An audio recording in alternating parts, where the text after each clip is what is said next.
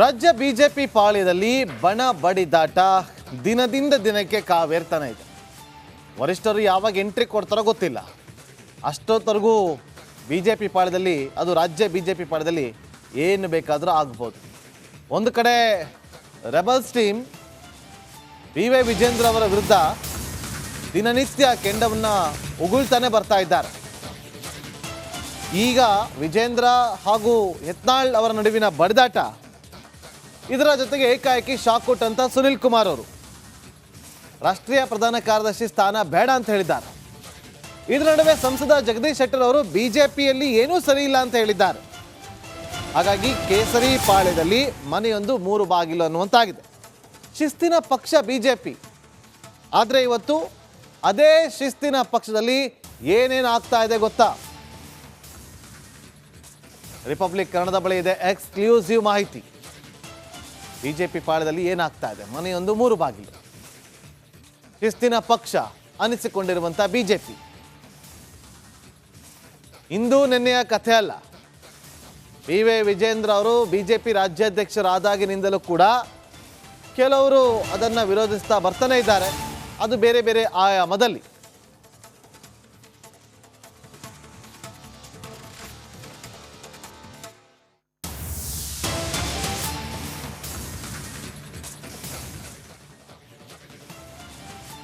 ಈ ಶಿಸ್ತಿನ ಪಕ್ಷ ಬಿಜೆಪಿಯಲ್ಲಿ ಏನೇನಾಗ್ತಾ ಇದೆ ಗೊತ್ತಾ?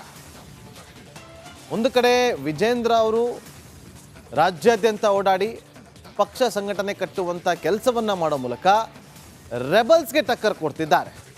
ಆದರೆ ಈ ಕಡೆ ರೆಬಲ್ಸ್ ಹೇಳಿಕೆಗಳಲ್ಲೇ ಕೆಂಡವನ್ನು ಉಗುಳ್ತಿದ್ದಾರೆ. ಏನಾಗ್ತಾ ಇದೆ ಬಿಜೆಪಿ ಪಾಳ್ಯದಲ್ಲಿ? ಈ ರಿಪೋರ್ಟ್ ನೋಡಿ. ರಸ್ತೆಯಲ್ಲಿ ಅಡ್ಡಾಡೋದಂಗೆ ಮಾಡ್ತೀನಿ ಅಂದವ್ರು ಯಾರು?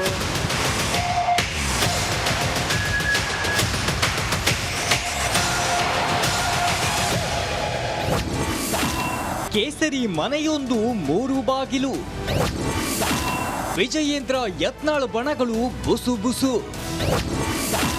ಬಣ ಬಡಿದಾಟಕ್ಕೆ ಮೇಜರ್ ಹೊಸ ಟ್ವಿಸ್ಟ್. ಕರ್ನಾಟಕ ಕೇಸರಿ ಕೋಟೆಯಲ್ಲಿ ಕಮಲಾಧ್ಯಕ್ಷರ ಬದಲಾವಣೆಗೆ ಕೂಗು ದಿನೇ ದಿನೇ ಕಾವೇರುತ್ತಿದೆ. ಹೀಗಾಗಿ ರಾಜ್ಯಾಧ್ಯಕ್ಷ ಹುದ್ದೆಗೆ ಚುನಾವಣೆ ನಡೆಸಲು ಮುಹೂರ್ತ ಫಿಕ್ಸ್ ಆಗೋ ಮೊದಲೇ ಕುರ್ಚಿ ಕದನ ಜೋರಾಗಿದೆ. ರಾಜ್ಯ ಬಿಜೆಪಿಯಲ್ಲಿ ರಾಜ್ಯಾಧ್ಯಕ್ಷ ವಿಜಯೇಂದ್ರ ಹಾಗೂ ಬಸವನಗೌಡ ಪಾಟೀಲ್ ಯತ್ನಾಳ್ ಬಣಗಳ ನಡುವಿನ ಆರೋಪ ಪ್ರತ್ಯಾರೋಪ ತಾರಕಕ್ಕೇರಿದೆ. ಇದರ ಮಧ್ಯ ಪಕ್ಷದಲ್ಲಿ ಮತ್ತೊಂದು ಬೆಳವಣಿಗೆ ನಡೆದಿದೆ. ಹೌದು, ಕೇಸರಿ ಮನೆಯಲ್ಲಿನ ಬಣ ಬಡಿದಾಟಕ್ಕೆ ಮೇಜರ್ ಹೊಸ ಟ್ವಿಸ್ಟ್ ಸಿಕ್ಕಿದ್ದು, ಕಾರ್ಕಳ ಶಾಸಕ ಸುನಿಲ್ ಕುಮಾರ್ ಅವರು ರಾಜ್ಯ ಬಿಜೆಪಿ ಪ್ರಧಾನ ಕಾರ್ಯದರ್ಶಿ ಹುದ್ದೆ ತೊರೆಯಲು ಮುಂದಾಗಿದ್ದಾರೆ. ಬಿಜೆಪಿಯಲ್ಲಿ 100ಕ್ಕೆ 100 ಸರಿ ಇಲ್ಲ. ಇನ್ನು ಇಷ್ಟು ದಿನ ಸುಮ್ಮನಿದ್ದ ಸಂಸದ ಜಗದೀಶ್ ಶೆಟ್ಟರ್ ಬಿಜೆಪಿಯಲ್ಲಿ 100ಕ್ಕೆ 100 ಸರಿ ಇಲ್ಲ ಅಂತ ಹೇಳುವ ಮೂಲಕ ಬಂಡಾಯದ ಕಿಚ್ಚಿಗೆ ತುಪ್ಪ ಸುರಿದಿದ್ದಾರೆ. ಒಂದು ಹೇಳ್ತೀನಿ, ಈಗ ಇದ್ರ ಬಗ್ಗೆ ಪಕ್ಷದೊಳಗೆ ಭಾರತೀಯ ಜನತಾ ಪಾರ್ಟಿ ಒಳಗೆ ಎಲ್ಲೋ 100ಕ್ಕೆ 100 ಸರಿ ಅಂತ ನಾನು ಇಂದೂ ಹೇಳಿಲ್ಲ, ಹೇಳೋದೂ ಇಲ್ಲ. ಅದಕ್ಕೆ ಅದು ಏನು ಸಮಸ್ಯೆಗಳಿದಾವೆ ಅದನ್ನು ಈಗಾಗಲೇ ವರಿಷ್ಠರು ಗಮನಿಸ್ತಾ ಇದ್ದಾರೆ ಮತ್ತು ಸೂಕ್ತ ಸಮಯದಲ್ಲಿ ಸೂಕ್ತ ನಿರ್ಧಾರಗಳನ್ನು ಕೈಗೊಳ್ತಾರೆ. ನಾನು ವೈಯಕ್ತಿಕವಾದಂಥ ಹೇಳಿಕೆ ಬಗ್ಗೆ ಎಂದೂ ಕಮೆಂಟ್ ಮಾಡೋಕ್ಕೆ ಹೋಗೋದಿಲ್ಲ. ಅವರವ್ರ ಹೇಳಿಕೆ ಅವ್ರಿಗೆ ಬಿಟ್ಟಿದ್ದು. ಪಕ್ಷ ಏನು ಯಾವುದು ನಿರ್ಧಾರ ಕೈಗೊಂಡಾಗ ಸರಿ ಮಾಡಲಿಕ್ಕೆ ಎಲ್ಲ ರೀತಿ ಪ್ರಯತ್ನ ಮಾಡ್ತಾರೆ.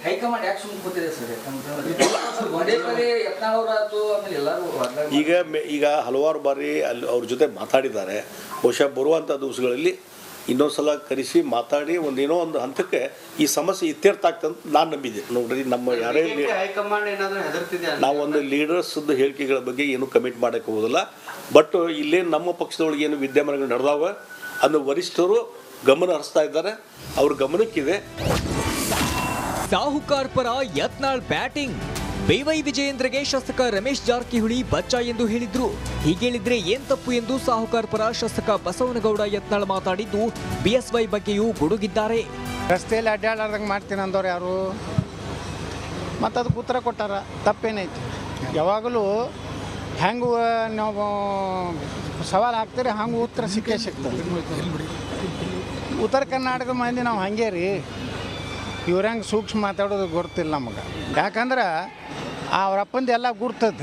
ಆ ಭಯದಿಂದ ಪಾಪ ಅವರಪ್ಪ ನನ್ನ ಮಗ ಯಡಿಯೂರಪ್ಪ ಅವ್ರಿಗೆ ನಾನು ಸಲಹೆ ಕೊಡ್ತೀನಿ. ಅವ್ರೇನು ಭಾಳ ದೊಡ್ಡವರಲ್ಲ, ನಾವು ಅವ್ರ ಕೂಡ ಪಾರ್ಟಿ ಕಟ್ಟಿವಿ.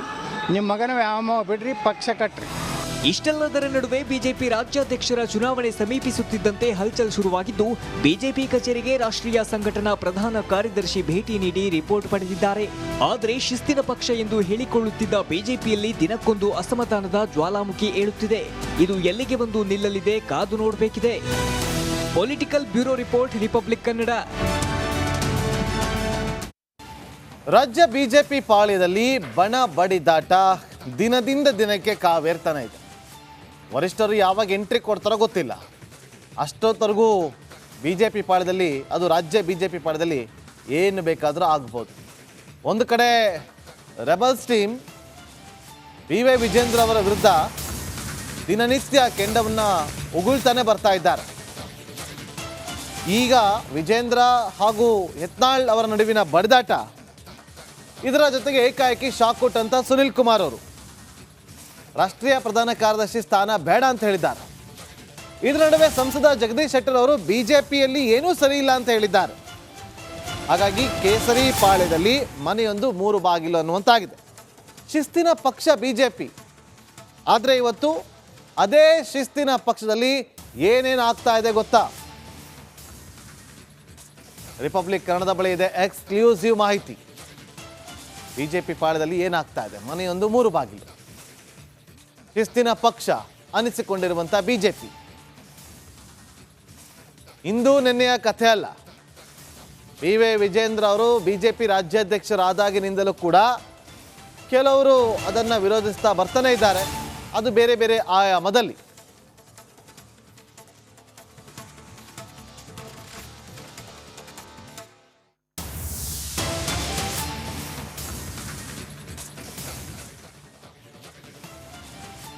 ಈ ಶಿಸ್ತಿನ ಪಕ್ಷ ಬಿಜೆಪಿಯಲ್ಲಿ ಏನೇನಾಗ್ತಾ ಇದೆ ಗೊತ್ತಾ? ಒಂದು ಕಡೆ ವಿಜೇಂದ್ರ ಅವರು ರಾಜ್ಯಾದ್ಯಂತ ಓಡಾಡಿ ಪಕ್ಷ ಸಂಘಟನೆ ಕಟ್ಟುವಂಥ ಕೆಲಸವನ್ನು ಮಾಡೋ ಮೂಲಕ ರೆಬಲ್ಸ್ಗೆ ಟಕ್ಕರ್ ಕೊಡ್ತಿದ್ದಾರೆ. ಆದರೆ ಈ ಕಡೆ ರೆಬಲ್ಸ್ ಹೇಳಿಕೆಗಳಲ್ಲೇ ಕೆಂಡವನ್ನು ಉಗುಳ್ತಿದ್ದಾರೆ. ಏನಾಗ್ತಾ ಇದೆ ಬಿಜೆಪಿ ಪಾಳ್ಯದಲ್ಲಿ?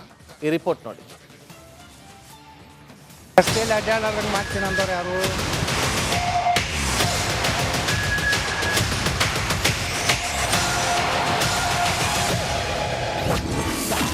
ಕೇಸರಿ ಮನೆಯೊಂದು 3 ಬಾಗಿಲು. ವಿಜಯೇಂದ್ರ ಯತ್ನಾಳ್ ಬಣಗಳು ಬುಸು ಬುಸು. ಬಣ ಬಡಿದಾಟಕ್ಕೆ ಮೇಜರ್ ಹೊಸ ಟ್ವಿಸ್ಟ್. ಕರ್ನಾಟಕ ಕೇಸರಿ ಕೋಟೆಯಲ್ಲಿ ಕಮಲಾಧ್ಯಕ್ಷರ ಬದಲಾವಣೆಗೆ ಕೂಗು ದಿನೇ ದಿನೇ ಕಾವೇರುತ್ತಿದೆ. ಹೀಗಾಗಿ ರಾಜ್ಯಾಧ್ಯಕ್ಷ ಹುದ್ದೆಗೆ ಚುನಾವಣೆ ನಡೆಸಲು ಮುಹೂರ್ತ ಫಿಕ್ಸ್ ಆಗೋ ಮೊದಲೇ ಕುರ್ಚಿ ಕದನ ಜೋರಾಗಿದೆ. ರಾಜ್ಯ ಬಿಜೆಪಿಯಲ್ಲಿ ರಾಜ್ಯಾಧ್ಯಕ್ಷ ವಿಜಯೇಂದ್ರ ಹಾಗೂ ಬಸವನಗೌಡ ಪಾಟೀಲ್ ಯತ್ನಾಳ್ ಬಣಗಳ ನಡುವಿನ ಆರೋಪ ಪ್ರತ್ಯಾರೋಪ ತಾರಕಕ್ಕೇರಿದೆ. ಇದರ ಮಧ್ಯ